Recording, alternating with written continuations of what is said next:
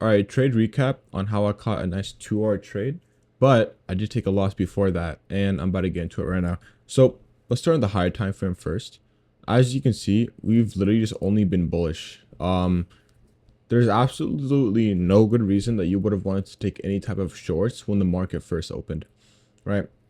Especially since we had Trump speaking at 11:15, so right about here, we seem to just be chopping, which is, just fine. I don't know what he's saying. I'm not on the charts for that.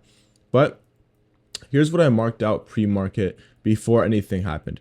I had this 15-minute fair value gap marked out, and what I initially wanted was a retrace into it to continue pushing higher and take these highs. Okay, that's what I had marked out beforehand. All right, and let's hop into the 1 minute. So the market opens. Okay, we come down, grab this liquidity on NQ, this internal liquidity that we formed. And on ES, we were holding an SMT, as you can see right here. Okay. And off of that, we had an insane bullish reaction as well as an inverse fair value gap. Okay. What I initially wanted to wait for after that IFVG was a retrace back into it. So this would be technically considered as a balanced price range because we have one unfilled gap here and one unfilled gap here. So it's not just an IFVG, it's a balanced price range. Price drawed into it and had a very bullish reaction on the 1 minute. All right, that's where I caught my entry. So I took a position right here, set my stops under these lows, and I targeted a very specific volume level. It was, I believe, 40 points. Yeah, it was somewhere up here. It was this standard deviation level as well as volume. Okay, that's where I had it targeted, and this insane bullish candle right here especially confirmed my bias, since we did have a structure break towards the upside on the 1 minute, right? And we were literally already trending up on the 5 minute, and on the 5 minute, we didn't have any type of close that rendered us to think that we were going to be moving down. Like, look at this reaction. Okay, so I'm like, all right, we're moving up, and all of a sudden, we just absolutely shit down, which is like, okay, bro, that's just crazy. Same thing as yesterday happened. I don't know why it happened, but it just did. Nothing you can really do about that. But, that's life.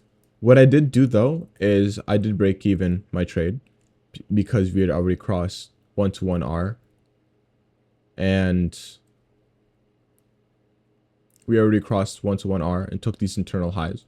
So I did break even, and we just got absolutely railed. What can you do? So the next thing that I was going to be doing after that, I was looking for a short position, right? And let me kind of describe how I got into this short position right here.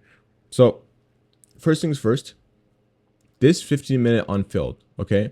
What happened when we got down to it? We had a bullish reaction. Now I was looking at this and I was thinking, okay, this would be a trade that I want to take for longs if we were to have a bullish reaction out of it. However, I did give a specific condition. I said that I wanted this 1 minute to inverse on ES. Okay, see on NQ, this is the equivalent of this 1 minute. We didn't do shit. We barely even tapped into it. And on ES, it did not inverse. We had a bearish reaction out of it. I was like, okay, shorts could be more probable, right? Could be very much more probable. So let's kind of take a look at what's going on here. Had this 15-minute, and we crossed into it and closed below it on the 5 minute, as you can see. All right, here's that close on the 5 minute. And that broke structure towards the downside on not only the 1 minute, but the 5 minute as well, telling me that our next strong liquidity was London lows. Why do I think our next strong liquidity was London lows? Because we're in the macro. Okay, we're in the 950 to 1010 macro. All right. That being said, I wanted to find a short position. However, I needed a confirmation for my entry model. Okay. So we broke structure towards the downside, like I said, on the 5 minute, had to retrace back up into this imbalance on ES and then shat back down. All right. Kept delivering down. And you could have argued that I could have taken my entry on this candle closure right here. However, I want to play it extra safe. And what price likes to do sometimes is it likes to retrace into overlapping imbalances. So we have this 15-minute that we inversed, and then we also have this 1 minute FVG right here. Okay, let me mark it on a different color just so you can kind of see. Okay, we have this 1 minute FVG right here, right? This guy right here. What I wanted to do was catch an entry off of that. right? The bearish reaction off of that. So I set my limit order there along with my entry confirmation and my entry confluence, and I rolled the trade. When we got to about here, I broke even my trade. I set my stops to break even, just so if we did get taken out, it'd be a break even day. However, that wasn't the case, right? We did continue delivering down, eventually taking our take profit. And there's also a very big reason that I really wanted this trade as well. It was because London lows, see how this is internal liquidity right here, okay? See how this is internal liquidity and how London lows lines up with internal liquidity. What I was predicting to happen was that we were going to take London lows while we either A, SMT'd, or B, took equal lows on S&P and then continued pushing higher. But that wasn't the case. We continued pushing down and now we're just kind of moving sideways. And, you know, that's what I predicted what would happen. You know, on ES, we were drawing towards internal. And on, did we even take 3 a.m. high, 3 a.m. lows?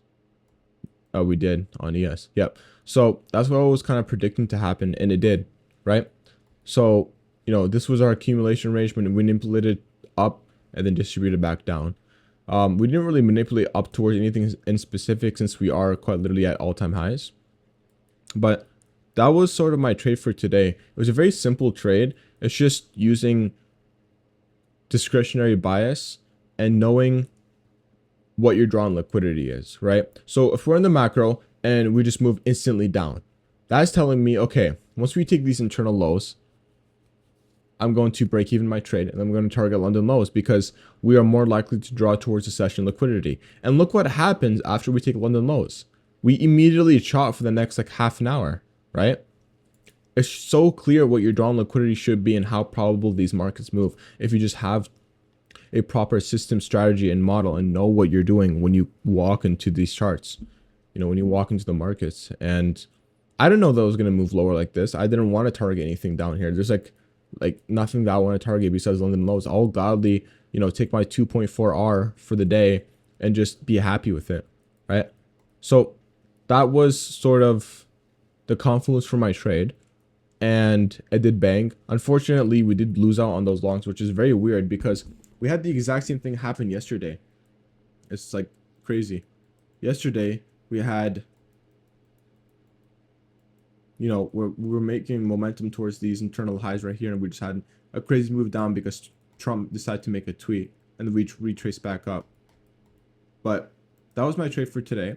It was using, you know, higher time frame bias, discretionary confluences, and a system that I built and that works and that I use day by day to, you know, continue reaping these profits.